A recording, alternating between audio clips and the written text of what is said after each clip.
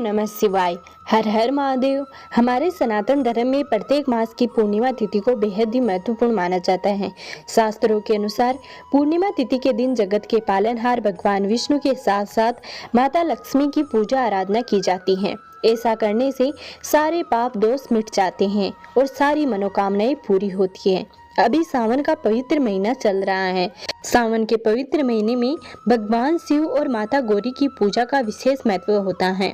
सावन पूर्णिमा के दिन व्रत रखकर सत्यनारायण भगवान की पूजा करते हैं और कथा सुनते हैं। सत्यनारायण भगवान के कथा का आयोजन करने से परिवार में सुख और समृद्धि आती है।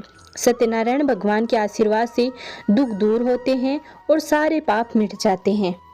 हर साल सावन मास में आने वाली पूर्णिमा तिथि के दिन रक्षाबंधन का पावन पर्व मनाया जाता है। इस दिन बहनें अपने भाई को रक्षा सूत्र बांधती हैं और उनके सुखी जीवन की कामना करती हैं।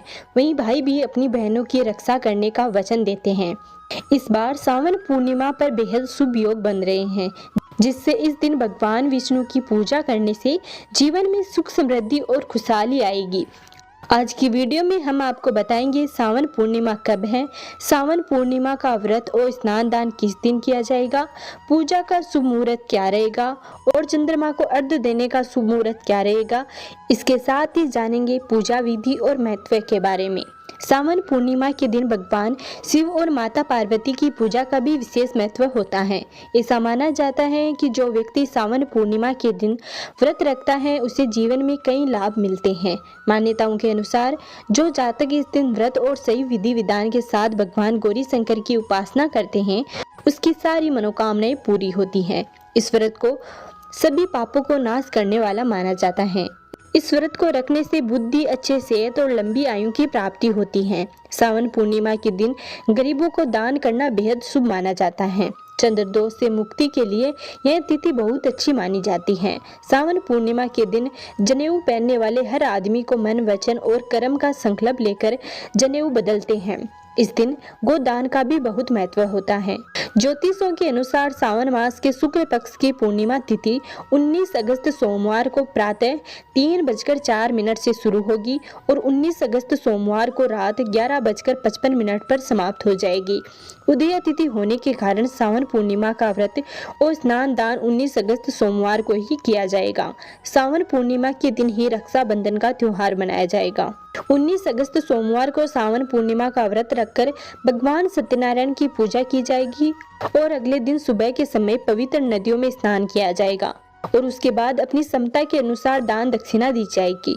जो लोग सावन पूर्णिमा के दिन व्रत रखेंगे और स्नान दान करेंगे वे 19 अगस्त सोमवार को सुबह ब्रह्म मुहूर्त में 4:25 से 5:09 के बीच में स्नान दान कर सकते हैं। इसके बाद आप 5:30 से 8:10 के बीच में भी स्नान दान कर सकते हैं। स्नान दान करने के लिए बेहद ही शुभ है। सावन पूर्णिमा के दिन पूजा का शुभ मुहूर्त रहेगा 5:53 से 8:10 तक। यह सावन पूर्णिमा के दिन पूजा का सबसे अच्छा मुहूर्त है। इस साल की सावन पूर्णिमा के दिन 3 शुभ योग बन रहे हैं।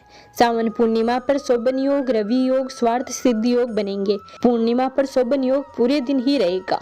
वहीं स्वार्थ सिद्धि योग 5:53 से 8:10 तक रहेगा। इस समय में रवि योग भी रहेगा। इन 3 शुभ योग में आप पूजा पाठ कर सकते हैं। यह व्रत चंद्रमा को अर्घ्य देने के बाद ही पूर्ण माना जाता है। इस साल सावन पूर्णिमा पर चंद्रोदय शाम को 5:56 पर होगा। अंधेरा होने के बाद आप चंद्रमा को अर्घ्य दे सकते हैं। अब जानिए सावन पूर्णिमा के दिन भगवान सत्यनारायण की पूजा किस प्रकार की जाती है। सावन पूर्णिमा के दिन सुबह किसी पवित्र नदी में स्नान करके साफ वस्त्र धारण करें।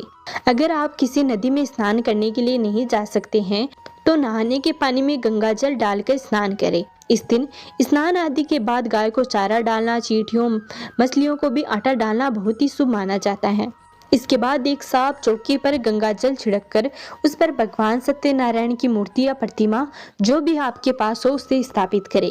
मूर्ति स्थापित करके उन्हें पीले रंग के वस्त्र, पीले फल, पीले रंग के पुष्प अर्पित किए जाते हैं और उनकी पूजा की जाती है। इसके बाद भगवान सत्यनारायण की कथा पढ़ी या सुनी जाती है। कथा पढ़ने के बाद चरणामृत और पंजीरक का भोग लगाया जाता है। इस प्रसाद को स्वयं ही ग्रहण किया जाता है। और लोगों के बीच बांटा जाता है। मान्यता है कि विधि विधान से श्रावण पूर्णिमा का व्रत का पालन किया जाए तो वर्ष भर वैदिक काम न करने की भूल भी माफ हो जाती है और वर्ष भर के व्रतों के समान फल श्रावणी पूर्णिमा के व्रत से मिलता है। सावन पूर्णिमा के दिन आप भगवान विष्णु और माता लक्ष्मी का आशीर्वाद पाने के लिए इन चीजों का दान कर सकते हैं। सावन पूर्णिमा पर आर्थिक समस्याओं से छुटकारा पाने के लिए दूध या दही का दान कर सकते हैं। वैवाहिक जीवन में खुशहाली के लिए सुहागिन महिलाओं को 16 श्रृंगार की सामग्री दान कर सकती हैं। वही शुभ मौके पर लक्ष्मी नारायण के पूजन के बाद गरीबों और जरूरतमंद लोगों को कपड़े और धन का दान करना चाहिए। मान्यता है कि इससे जीवन में कभी भी धन दाने की कमी नहीं होती है।